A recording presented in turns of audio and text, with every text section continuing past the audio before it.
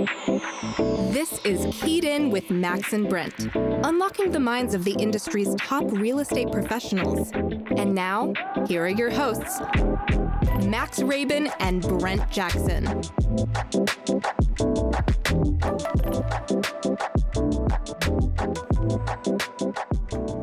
Hey everybody, welcome to the Keyed In Podcast. I'm Max Rabin. And I am Brent Jackson. Brent, today our guest is Clint Mann from Urban Pace here in Washington, D.C. Clint, welcome to the show. Thanks for having me. Welcome.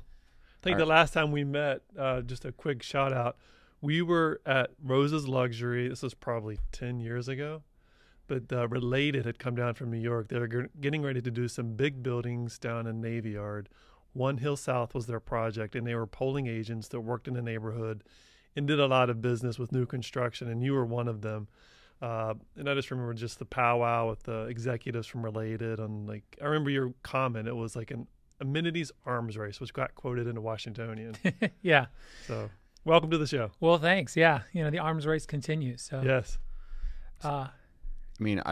Jumping right into it, tell us a little bit about your, real estate pedigree and how you ended up with Urban Pace. I mean, just for the audience, Urban Pace, from our perspective, we know you guys super well. You guys represent some of the most important new, especially the condo projects all over the city. You guys are the first name in the high end to retail level, everything. We see you everywhere. Yeah, well, thank you. I started in the really sexy side of title work. And so when I was in college, I started a real estate title company. You started one.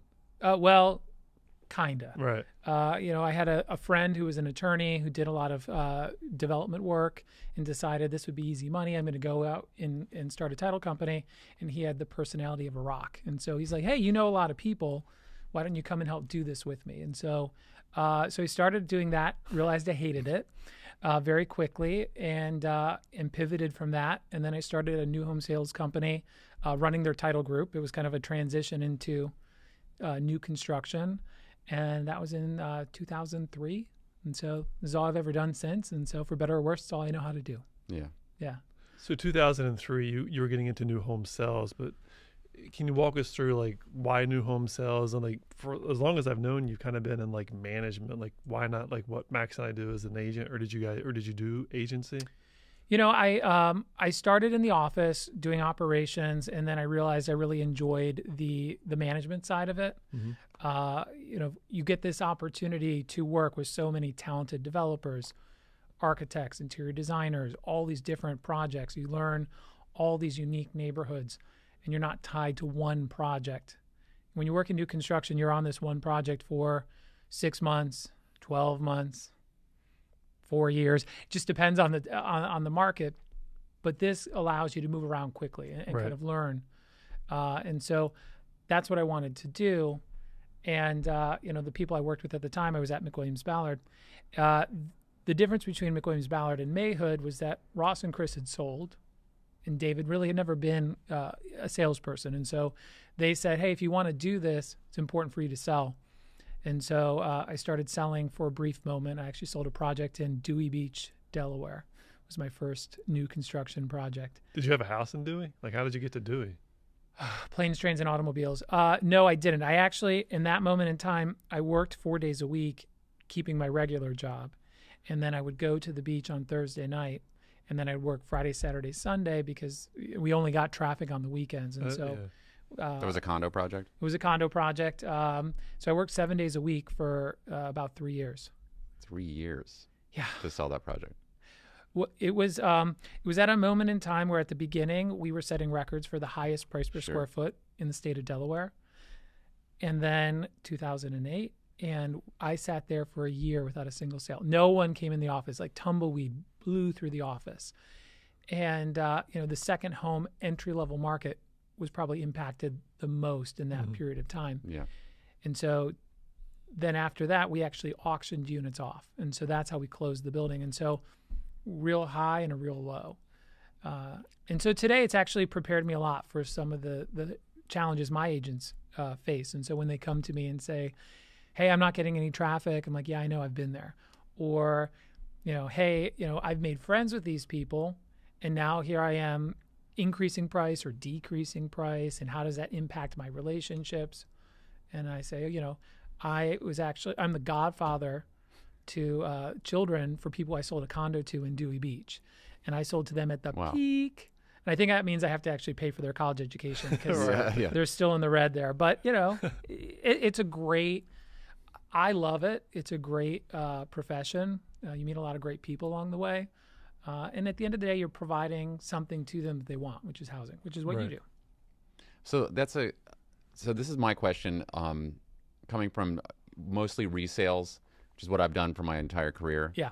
I mean, obviously we get some new projects, smaller projects here and there. And then on the, buyer side, we get to work with you guys when we sell new condos. But what is it? How do you set that up? So if you have a developer who has a new condo project with, say, like 70 units, 80 units, how do you set up a sales team for that? Like, how do you decide what agents are going to go work on that project? And how many people do you have at Urban Pace to work on these? Yeah, so it kind of ebbs and flows with the market. Today, 22 agents. Okay. And then we have a back office staff of, I think, 12.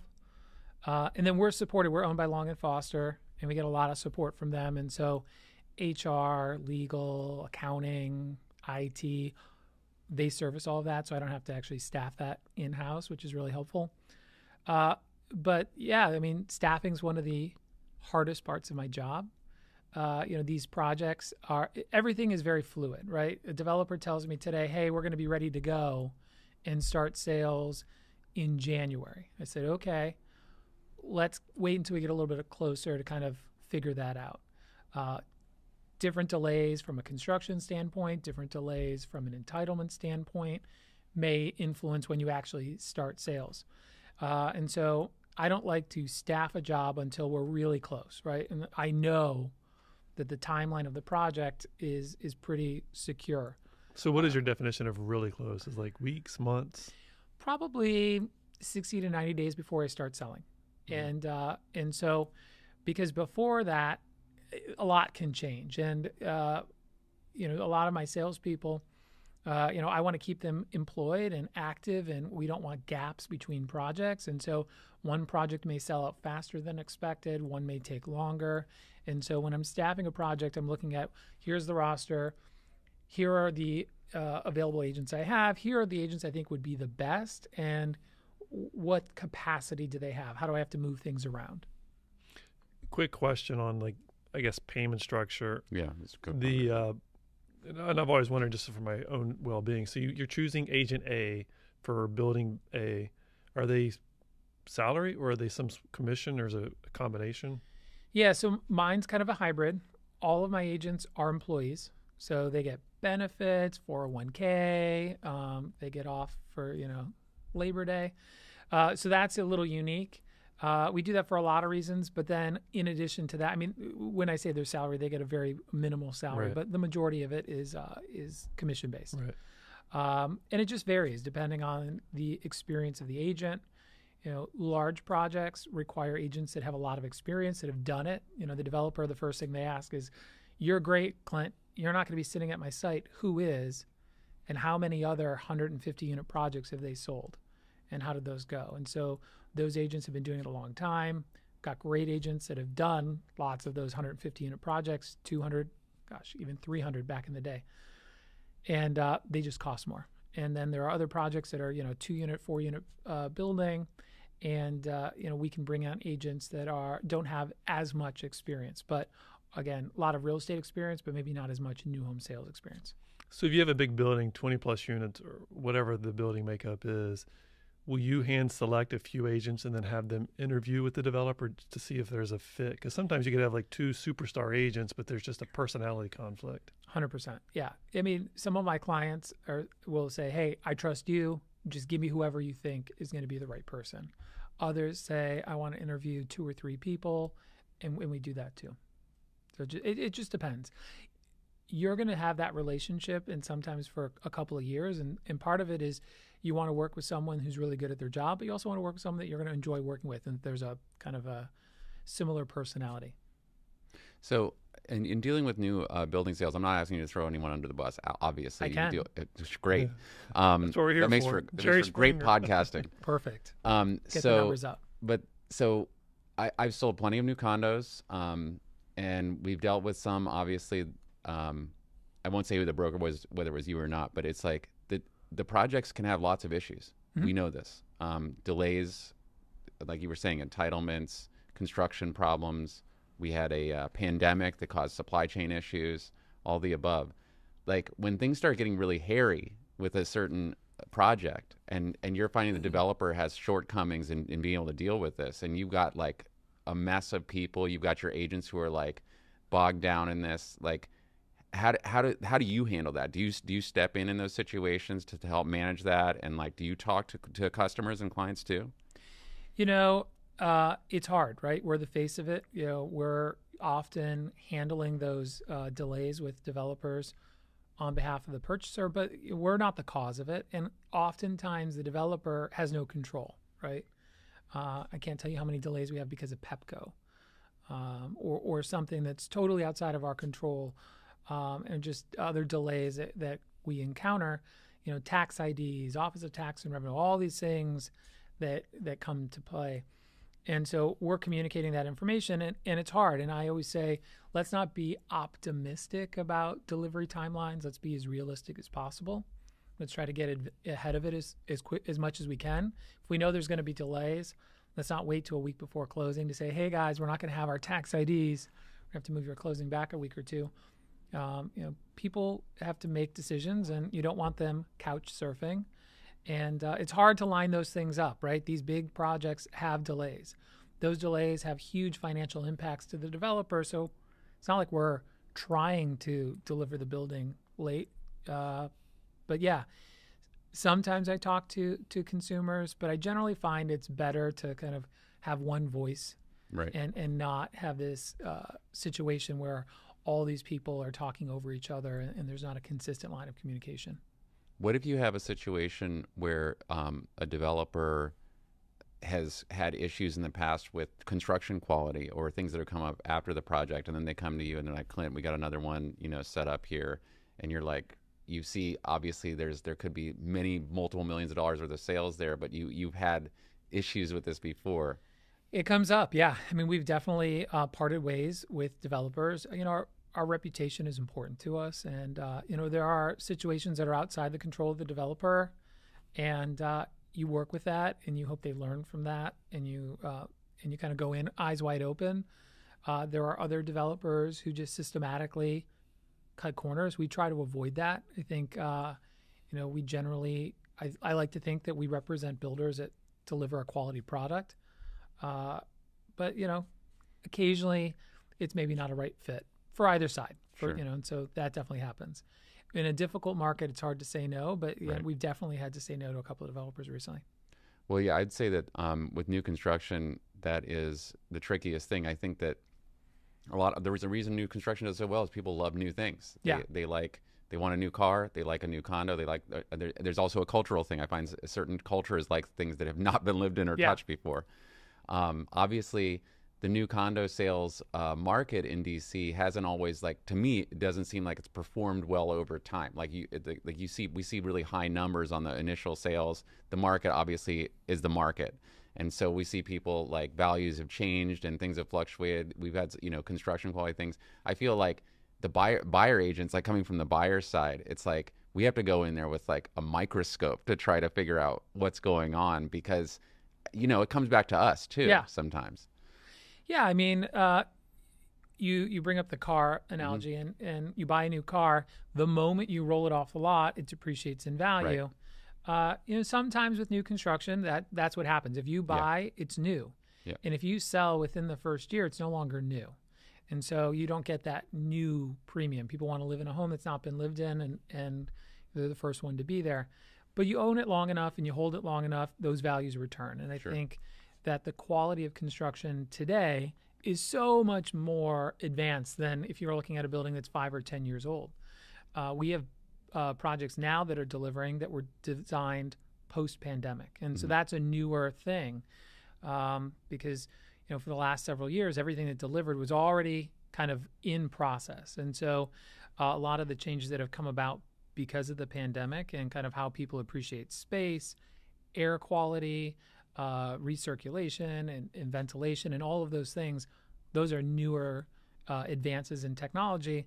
We're just starting to see that now. And so definitely there's a value with new, and I see that continuing. But yeah, there are some, you have to, when you buy a home, you should never think, okay, I'm going to only buy this and I'm going to turn around and sell it in a year. It doesn't work whether it's a resale or new. And I think if you hold it long enough, the values are there. Yeah. Well, some markets are different, right? I mean, if you're in New York, if you're down in Florida, some of those markets, it seems like the condo market is more robust, that you can buy something on paper and then flip the contract, or at least when the building's sold out, you can turn around and sell it for a profit. But it seems like here in DC, we have a guy on our team that monitors this on a regular basis. And to Max's point, it's like you're buying something, pennies on the dollar, dollar for dollar. And then when you go to resell, it's like pennies on the dollar. Like you're not getting full resale in like 5 years. I don't know what it is on the condos. If you're in the home market, if you buy something new, for the most part, most sub-markets are going to be very strong, but you can get a resale. You can get a pretty good profit on your new house. But condos haven't performed. Like, look at City Center right now. Love City Center. It's amazing. But trying to get the numbers that they got on the outsell. Well, I mean, honestly, like that's an easy one to explain to anyone. I think, from my point of view, is like it's a supply and demand thing.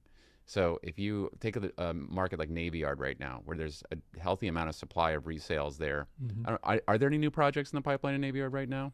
There's a couple small ones. Coming, yeah. Are they condos or apartments? Condos. So like, a building that you sell a lot in, Brent, the Velocity. The Velocity was delivered a long time ago, or in our world a long time ago, 20 years, I guess. And those do really well because they have a high value per square foot. But you go across the street to Avidian or 37L, and it's like your dollar per square foot, your basis is much higher. So those owners are like, we're selling for like less than we paid for it at this point. It's like, well, there's a supply out here. We've got a backed up supply. Yeah, I think there's a couple of things. Obviously, rates have impacted affordability, and that's kind of been a challenge recently. And then there's the demand piece of it. Where we see the most activity right now are both ends of the bell curve, right? First-time home buyers and kind of that luxury product on the other side. Things in the middle, it's hard right now because historically people buy a studio or one bedroom, they live there a couple of years, they trade up, they get a one and den or a two, and then they trade up and get a townhouse, right? That's usually the progression. Well, now all these people that bought studios and ones have an interest rate with a 2 in it. And so not only do they have to pay more to get that incremental space for the home itself, but they have to pay a huge premium for this new interest rate that's used to have a 7. Right now it's coming down, and I think there'll be a moment where that number is close enough that people are like, okay, I need the space, and I'm going to pull the trigger and make that move. But that's kind of limited some of that movement. So there are less buyers, they're more price sensitive, and that's definitely impacted value recently. Yeah. I mean, you mentioned the Velocity, and we lived in Navy Yard for almost 20 years. Navy Yard 20003 or somewhere in the zip code. But Navy Yard's an interesting case study because 20 years ago, Navy Yard is not what it is now. So if you're going into an emerging neighborhood where they've essentially raised all of the buildings down there, Velocity was, I think, the second building, Capitol Hill Tower was the first. But it's like now there's 35,000 plus residents counting the apartments. It's the most dense neighborhood in all of Washington. Back when the Velocity was there might have been like 1,200 people living there. Yeah. My little brother sold Capitol Hill Tower, and it was hard, right? One, it was a co-op, and two, there was nothing there. And then he used to live in DC, and now he had 3 kids, and he moved home to Buffalo. And so now he comes back and visits, and he's like, oh my God, this is everything I told people would come. And I said, yeah, it did, just 20 years later. Right, yeah. Yeah. But well, that's when people ask me, they're like, what's the next place where things are going to happen? And it's like, you name a couple areas where there's like some development money going in, but I'm like, that's not next year. Yeah. It's not even 2 years. We're talking about, it's a long time. Yeah. And you have to give them examples. You can show them. Navy Yard's a great example of that. It took a long time to get all that. Yeah. Well, some developers, and you might know this, if they would do something with the height restriction on the other side of the river. So if you're over in Anacostia, it's the last waterfront that's not developed like the Wharf or like Georgetown. But if they would do something with the height restriction and allow you to go vertical over at Anacostia, that's like a 20-year, 30-year plan. There's a lot of development coming on that side of the river. And so that, I think, is where you're going to see a lot of activity in the next, 5-10 years. Mm-hmm.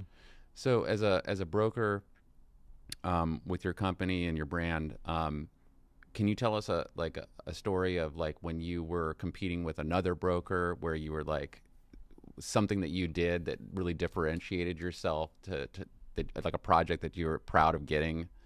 Can you tell us any stories like that? Yeah, sure. We were working on a project. I won't name the one. And the developer came to us. They were initially developing a apartment, right? And the market shifted and they decided, hey, there are a lot of apartments that are all going to deliver at the same time. Let's adjust and convert this to condo. But they were already under construction. And so they came out and said, hey, can you meet with us, give us a proposal, give us your thoughts on pricing. But you can't change anything about the building because we're already under construction. We're in the hole. And so I said, okay, great. And we looked at it and it was designed as a rental, and it wasn't designed for who we thought the consumer would be for a condo at this location with some of the views and amenities it had. And so we said, okay, here's the pricing as it is today. And here's the pricing. I know you said don't make any changes, but if we make these small incremental changes, we can't change the windows, but if we can change some of the layouts and sizes inside, this is what I think we could get.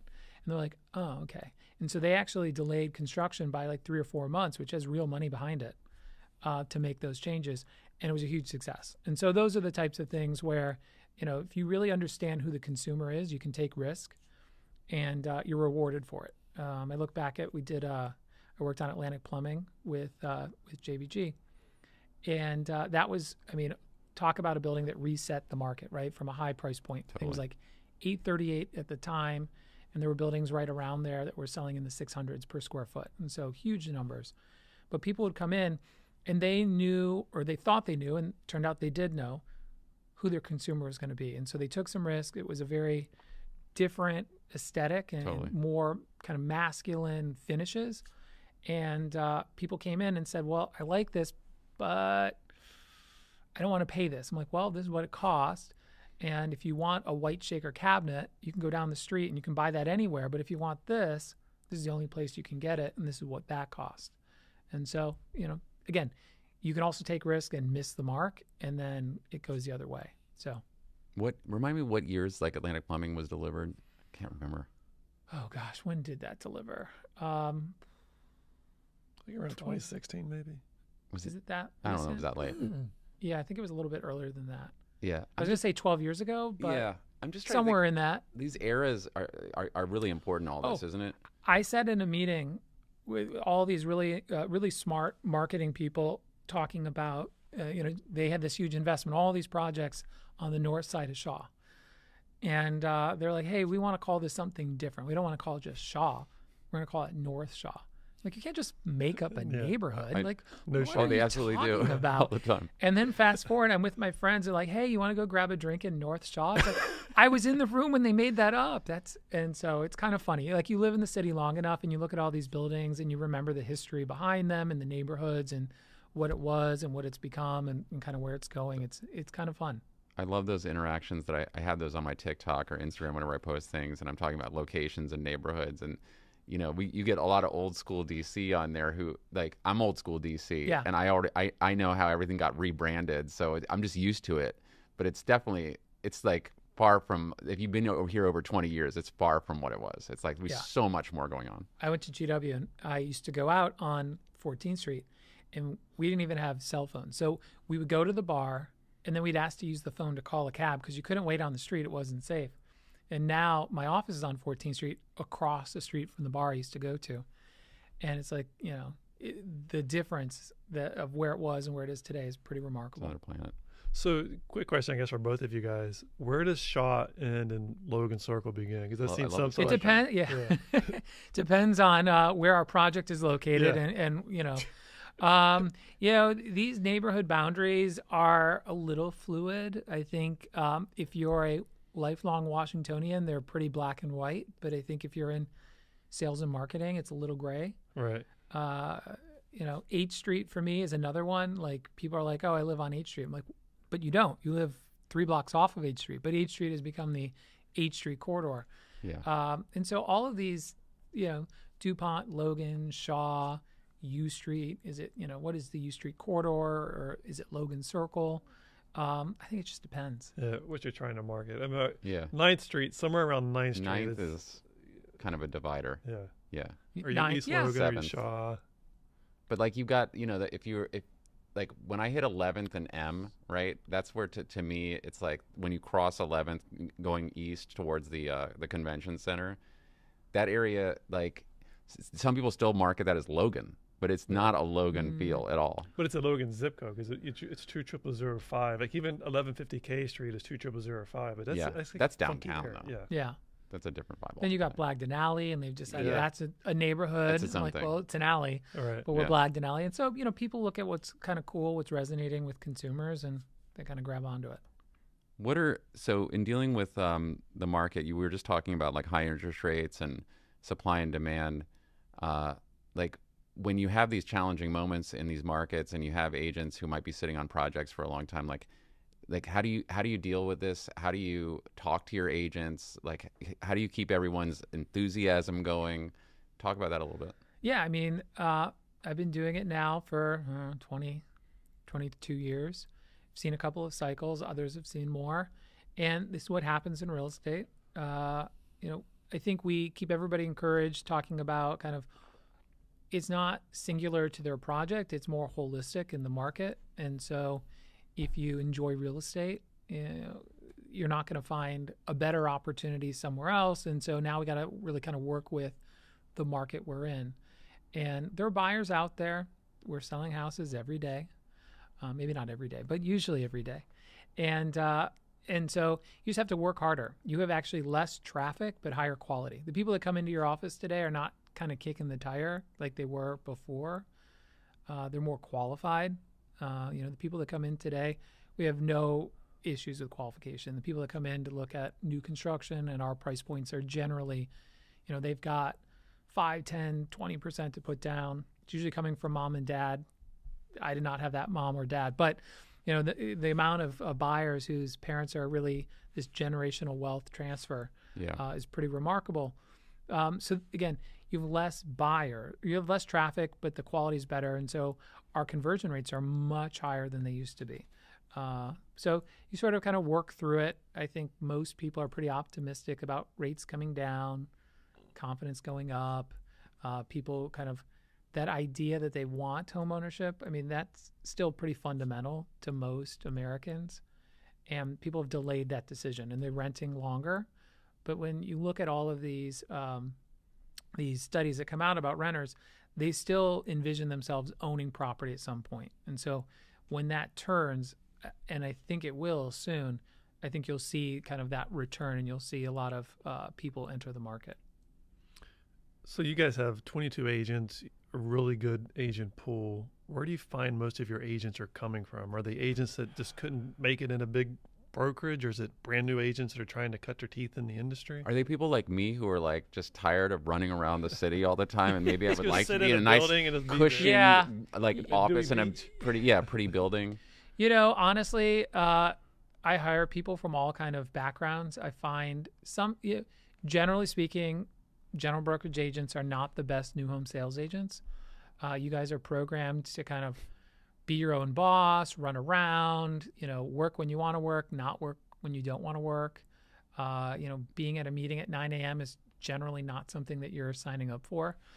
And my agents, they generally speaking have an office or sometimes that they have to go to 5 days a week.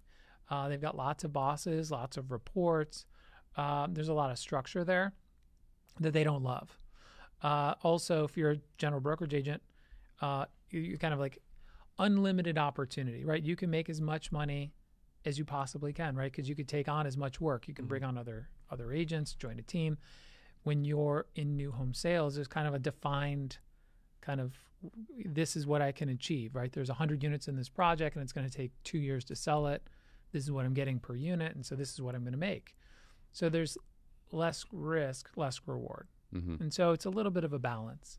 Have you seen an influx over the last 2 years where you've had a lot of agents come in after the pandemic or during the pandemic, layoffs and what have you, they join our industry, and for whatever reason, they haven't been able to make it. So now they're like, they kind of like the industry, but they want to slide over. Yeah, we definitely have agents like that. I mean, you have to run your own business, right? You're out there, you're doing the marketing, you're kind of bringing in new prospects, you're constantly selling yourself, you're running all over town. Not everybody's programmed for that. Some people just like to sell houses, right? And so if I can find an agent that's really good at selling houses, and I can drive the traffic to them, I could do the marketing around them, I could do the business development, and they can just do what they're really good at, sometimes that's a good fit. And when you were talking about the difference in the type of job it is, so you got, if you're an agent working on a new project like that, you've got sort of defined hours and reports, all these things. What kind of technology and reports are we talking about? Like what kind of stuff do we need to supply back to the developers saying like, we had this many visitors or this many hits? Like what are we talking about? Yeah, so everything we do is measured. We have our own CRM platform, and there's a lot out there. Ours is a highly customized version that's really built for development, so it has inventory sales. And my clients actually all have logins, so if you want to log in and see what happened that day in the sales office, you can. If you're sitting at home thinking, oh, I've underpriced that house and I know they're going to sell it tomorrow, you can go in and change the price. They never do. They email us and we do it for them. Right. But but we're measuring everything because we're trying to see the return on investment. And so on a project, if you're selling one house, you don't have enough data points to really make any changes in your marketing plan. But if you're selling 100 homes over the course of 2 years, what worked today may not work tomorrow. And so we're running an ad in, we may run an ad in Urban Turf, and it may send us a ton of leads, but nobody buys. Right. Or, we're doing some more podcast ads, and we don't get anywhere near the number of registrations, but the quality is really high. And so you kind of have to look at both of that. So who generated activity to the website?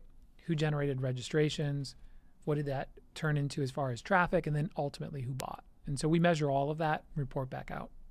I mean, I think, it's probably a lot easier to do that when we're talking about a single project with like multiple units. You can be like, it's this project. This is defined metrics for each advertising opportunity. It is very hard to do that. It just is like an agent or even a team.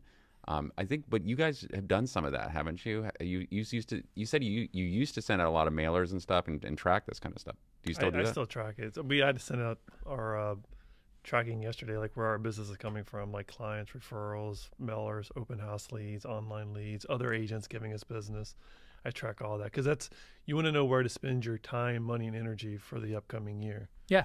It's like you don't want to spend, if you're not doing good at open houses, then don't do them. Yeah, our VP of marketing is one of the smartest people I know in this space, and she's got a master's in digital marketing from Harvard. Like she's just wicked smart. She literally has a master's in digital marketing from Harvard. Yeah. Okay. And a master's in communication from Georgetown, and she's just impressive, very impressive, super smart. She makes me look smarter than I am, and again, she's really is very involved in this process and really measuring how we're spending our money and how we're tracking it. Right. That's impressive. A quick question. If you sell out a 100-unit building, everybody knows you all because you're the face of the building for 2 years. Now the owner wants to sell their condo. I know you guys get the phone calls. Are you taking the resales or do you punt that to somebody else in the firm? We don't. We generally don't. We generally we're referring that to someone in the company. So Long and Foster, usually we'd refer back to them. It's just not what we do. We're not really set up for it. I've licensed in like 5 or 6 states. I've had a brokerage license forever. Don't hire me to sell your house. My friends call me all the time. Hey, you're in real estate. Can you help me? I'm like, I wouldn't. No. I would hire someone like you guys. But if one of my friends becomes a real estate developer, and it's funny, I have a friend that I used to be in a beach house with, and I'm doing a project with him now. And he called me and said, hey, I'm doing this new development project. I'm like, yes, call me. I can help you with that. But it's all about kind of knowing what you know and knowing what you don't. And I think that's kind of why we've been successful, kind of staying where we're really good. I guess on the front end of that as well, someone comes in unrepresented. This isn't the building that they really want, but they don't have an agent.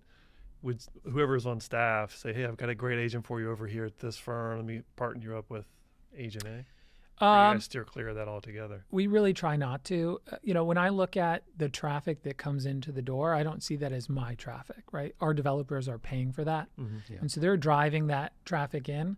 And we want to make sure that the consumer is taken care of, right? So we're going to do everything we can to sell them that home. And if we've exhausted all options and they're just they're priced out, or whatever the reason is, we might refer them to another project. We potentially could refer them to an agent, someone else. But generally, we're really trying to exhaust all opportunities to sell them at the home they came in at. Curious from my own knowledge, what's the percentage of a buyer that comes in unrepresented? Right. When we look at jobs, about 65% of our sales have a broker. Have a broker. Mm-hmm. And it just depends. If it's a big project and you're starting sales a year or two before it delivers, less buyers have brokers at that point. If it's immediate, more buyers have brokers. If it's first-time home buyers, less buyers have brokers. If it's ultra luxury, more buyers have brokers. So it really just depends. With the NAR rules or the settlement and the rule change recently, which has been a hot topic here on the podcast and everywhere else, are you seeing any changes on the new condo, new development side? Are developers saying like, well, we'll negotiate this later, or are you still seeing developers that are just, we're like, yeah, we're certainly offering compensation. We want to bring everyone in the door we can. We only represent sellers, so it's Right. easier for us than it is for agents like you that represent buyers. It's kind of all over the map. A lot of the national home builders have made pretty aggressive changes and are offering less compensation now, but they've always done that, right? I mean, these it's changed depending on the market too. Yeah, they like flip the switch, and when the market is hot, they're like not paying agents anything. When the market is not so hot, hey guys, 4% commission and a $5,000 bonus. Come on over.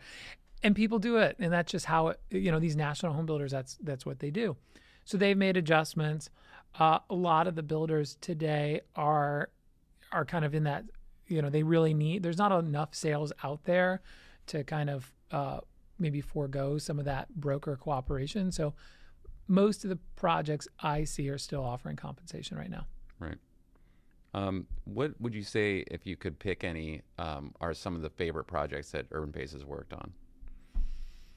Oh, you're not supposed to have favorite kids, are you? I mean, you can. I'm not saying anything about it. We've had a lot of different projects that I love. We've got this project in Philadelphia that I'm kind of obsessed with. And it was a project in Manayunk.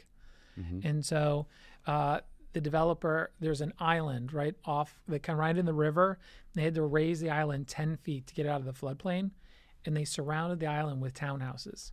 So every house is on the water, literally on the water, with a little pedestrian bridge that goes to the train station in Manayunk, which is the cutest little town. It takes you right into downtown Philly. Like, to me, super charming, super cool. I should have bought one of those houses. They're really neat. It's already sold? Already sold. Yeah. We got another project in Philly right now. It's about 600 townhomes right on the water near Fishtown. And that's been incredibly successful, and I really like that project too. In DC, I really like the Envy. We did that with Jair Lynch down at the ballpark. Mm-hmm. Just really cool views into the ballpark. We did a lot of really great event. We had our grand opening party at Nat Stadium. Which one is Envy? Envy is the one that's facing the park, or it's the one that's on? It's right there. So there's. Vidian is one, and Envy is the other. Vidian's on Van Street. Yeah, Vidian's a little bit. That was our competition at the time. Yeah, Envy was much better. Envy's literally on N Street, right? Yeah, it's right. It's literally right there, and it is much better. Thank you. Because there's one. Rob looked at one. And I remember it was a penthouse. You could actually see into the baseball. You can see. Stadium. Oh, a lot of the units see in the ballpark. Yeah, I was actually. We built this whole virtual reality platform. We hired this company out of Florida. And it was really cool, cutting edge technology at the time, because we rendered the entire building, but we rendered every building around it on this gaming platform, so you could see the exact view from every angle. And then we were pricing the building based off of this model. So it really gave us the ability to see what units had views and which ones did not. So we priced the building, and then it was a couple weeks before the building opened. We were there, and suddenly they were putting up all of these solar panels on top of the parking garage at Nat Stadium. We're like, oh, what's that? And it took out views from an entire floor. So we had to adjust all of our pricing. And several months later, we're up on the building with construction doing a tour, which we did a lot. And I was with one of the learners. And so he was up in the building with me and he wanted to see the building. And the construction team was talking about, I wonder how much power capacity that could even put out. And so they didn't know who he was. And he's like texting his team. And he's like, oh, this is exactly how much it puts out. And this is what it does. And they're like blown away. I'm like, it's a learner. Yeah. Like, oh, yeah, okay. But it was funny. I mean, that brings me to another question. The technology going into it. So what is the average cost on setting something up like that? And then who's paying for like the technology you just mentioned? Are you guys paying that or the developer is paying for that? Yeah, so the developer generally pays for those marketing costs. We're facilitating it. We're managing the process. And, some of our clients, we're doing in-house marketing because it's a small project. And some of them we're hiring, big agencies out of D.C. or New York, Florida. It really just depends. I think part of why we've been really successful is Urban Pace started as a small. We did smaller projects for a long time, and so we became better at kind of managing a budget, right, and kind of working through projects that couldn't afford these huge, massive agencies. And so then when you get these larger projects, just because you can afford to spend the money doesn't mean you should. And so I think that's part of why we've been really good at measuring results and kind of managing to the budget. So, Brent and I, we're out there on the street a lot, like running around like you were talking about earlier. We kind of manage our own schedules, do things when we need to. Sometimes we run into like times when we're not doing anything and we're like, hey, that's the way our business goes. Yeah. But are you like a 9 to 5 or beyond? Like, how's your day-to-day schedule look? Oh, goodness. Well, I have 3 kids. One's 2 years old, and then I have twins that are 5 months. So I wish I was 9 to 5. No, I start the day pretty early. I'm in the office by like 8:30, 8:45. And then I'm usually in the office till around 6. And then I'm usually plugging in late at night. Yeah. And then I'm on the weekends is when all of our business happens. And so I'm constantly getting calls and fielding those on the weekends. Yeah. What is your territory? You mentioned you had a project up in Philadelphia. So like what is your span? Yeah, so the furthest north, I did a project in West Hartford, Connecticut, and I've done projects in Florida for related. So kind of everything in between.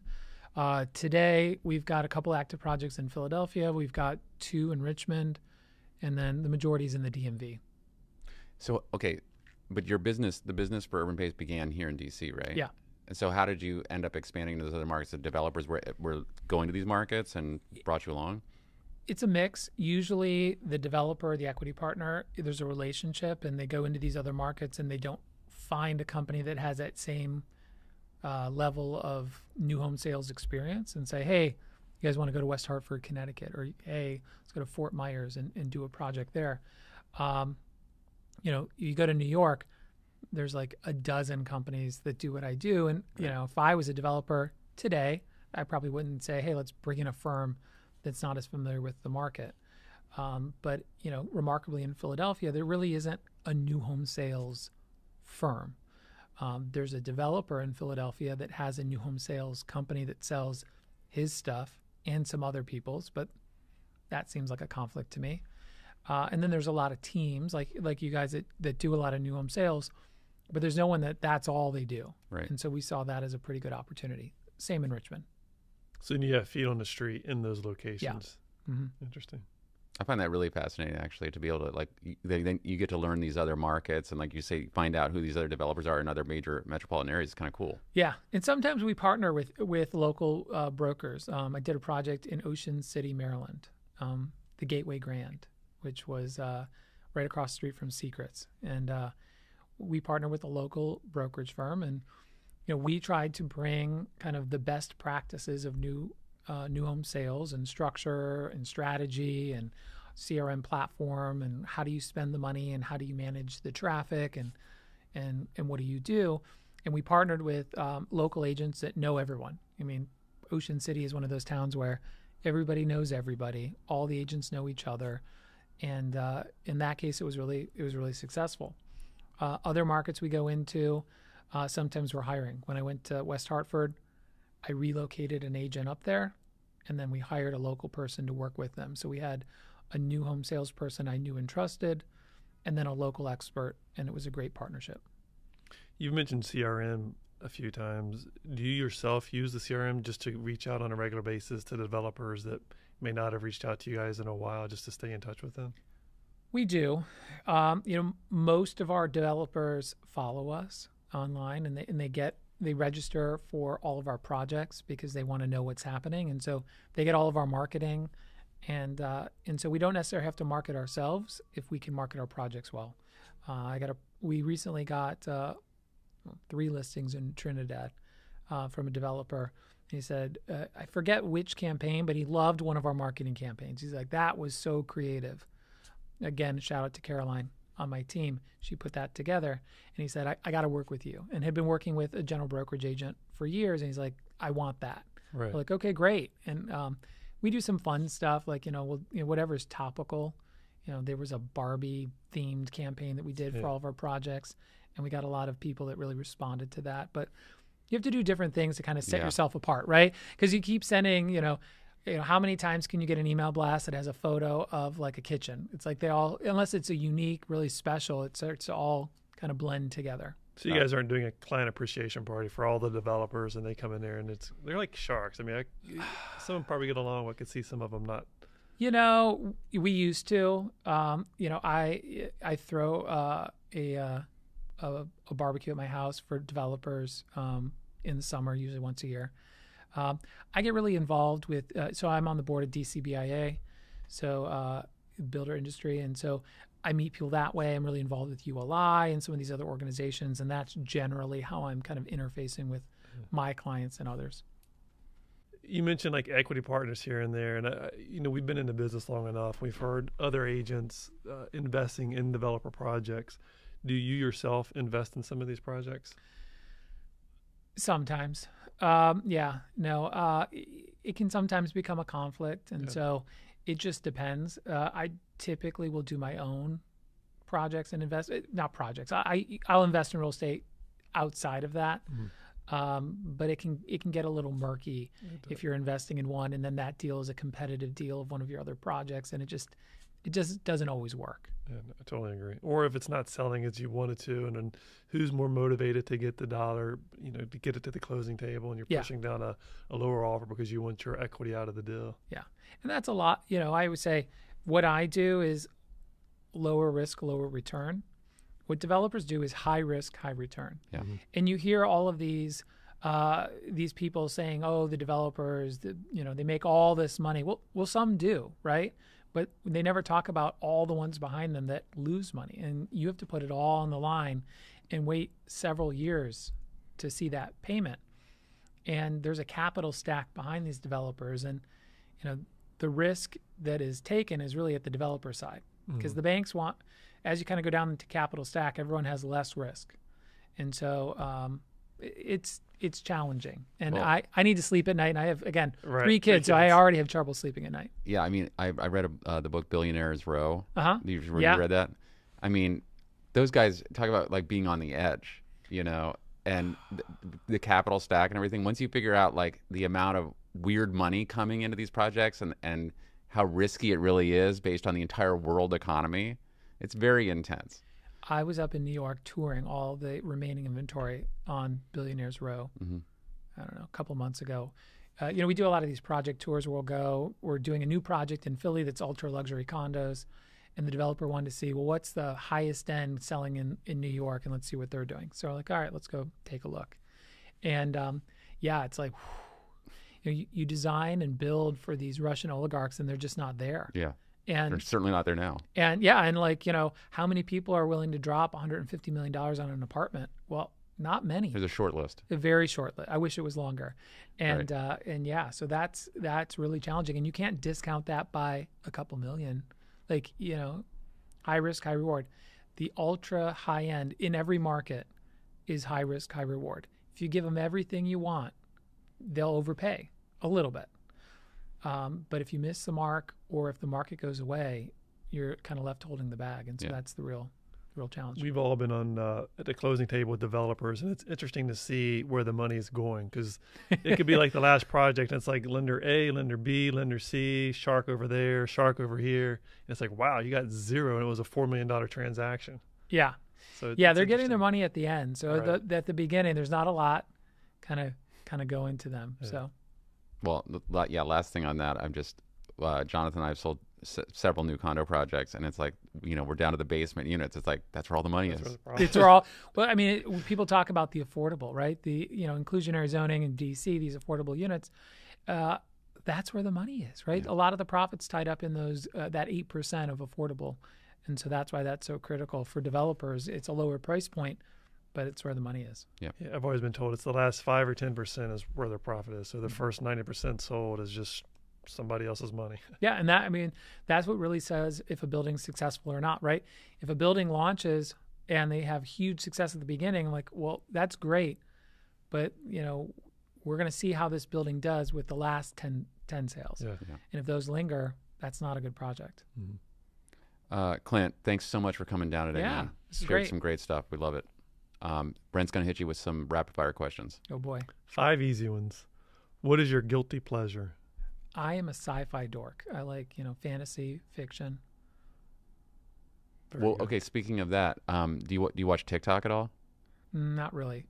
My husband does next to me, so like TikTok adjacent. Okay.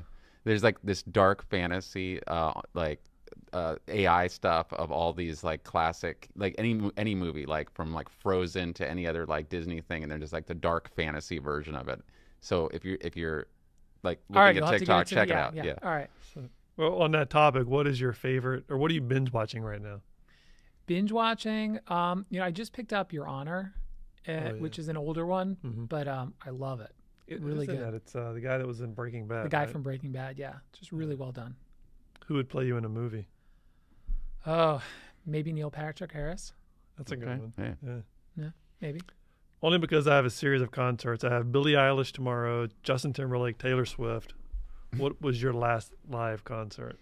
Taylor Swift. Taylor Swift? Yeah. You Pretty saw good. Taylor Swift. I did see Taylor Swift at the beginning. We saw her in My husband's a Swiftie. This was not something I chose for myself, but we did it. It was great. It's amazing. It's like 3.5 hours. Like, My just back hurt nonstop. just standing there for 3.5 hours, and then she's like running up and down the stage. I'm like, I don't know how you do it. Yeah. So this is Travis Kelce era. He was there. This was pre-Travis. This was the very beginning. Yeah. Okay. My 10-year-old stepdaughter is begging to see Taylor Swift in Miami, I guess later this month. It's in 2 weeks. Yeah, and it's like $3,000 for like the worst seat. I'm like, I can't justify that. Yeah. I'm sorry. Yeah. We went when it Yeah, you was. can. I mean, I can, but Yeah. Yeah. Last question here. What book would you recommend to our listeners? Oh, I just finished in that same genre, Fourth Wing, which is if you like sci-fi, fantasy, it's a pretty good book. All right. Check it out. Clint, thank you. Clint Mann, thanks a lot. Yeah. Thanks for having me, guys. Thanks for listening to Keyed In with your hosts, Max and Brent, unlocking the minds of the industry's top real estate professionals. For more information on selling your home, find us online at KeyedInPodcast.com. Remember to subscribe to Keyed In on Apple Podcasts or wherever you like to listen to podcasts. Follow us on Instagram at Keyed In Podcast, at Rabin Max, and at Brent E. Jackson. And follow Max on TikTok at MaxwellRabin_properties.